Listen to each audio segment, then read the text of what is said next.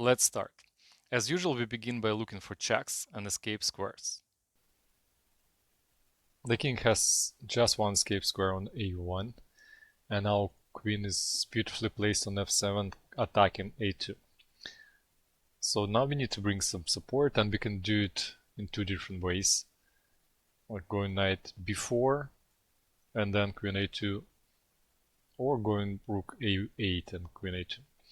Also, the b2 looks very good for us as well, so we could have played queen f6 and queen b2, but queen on c1 is protecting, so that's why we are going to stick to a2 square, and then let's move our rook to a1, a8.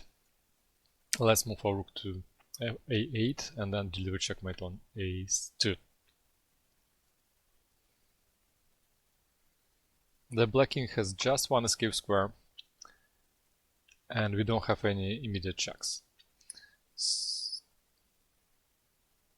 However, check on h5 would be very good, and it's perfect for us because we move our pawn to h6, we control this square, so now this square is available for the king, but we give check on h5, taking control of all the squares, and that's checkmate.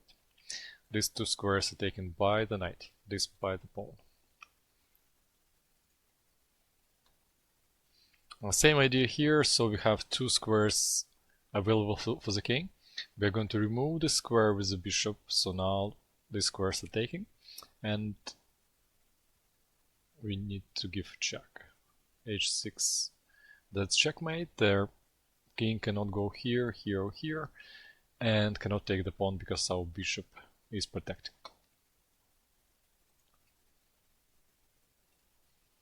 The black king has just one escape square on h8, and check on f8 would be checkmate.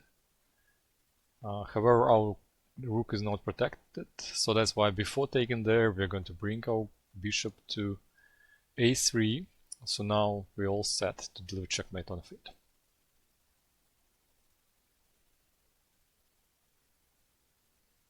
The king has plenty escape squares, and we don't have any checks. That's checkmate in 3.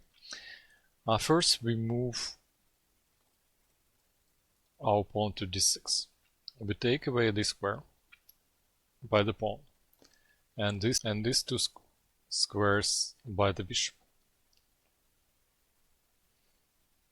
So now we need to give a check. So rook a1 and rook a8.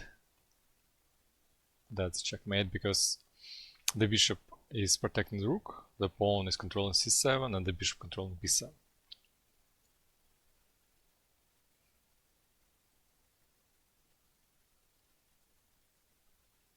There is just one escape square for the king on g8, and we have one immediate check on f8. However, the bishop on c5 is protecting the knight.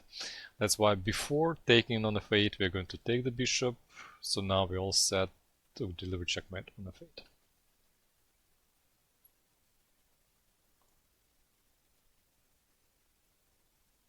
The black king has just one escape square on h7,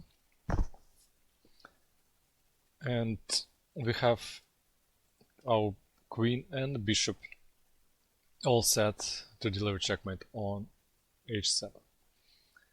However, our knight is on the way, so now we need to remove the knight. In this exercises, you cannot place your pieces on the attack square, so the only correct move would be knight going to b2. So now we're all set to deliver checkmate on h7. This is the only escape square on h7, and we have check on g6. So before giving this check, we are going to remove the escape square from the king and knight f4 to g6. That's checkmate.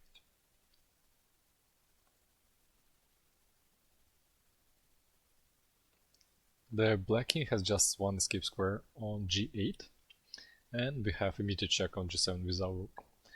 Our rook is not supported, that's why before giving that check we bring our bishop to e5.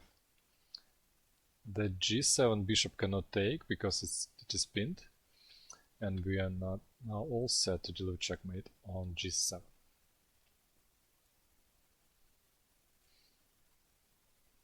The white king has just one escape square on b1, and we don't have any immediate checks. However, our king is very nicely placed on the same file with the white king, so that's why we could bring our knight to a3. So now two pieces, our queen from c6 and knight from a3 attacking c2, and the pawn is not protected by anything, so that's why we are ready to check it.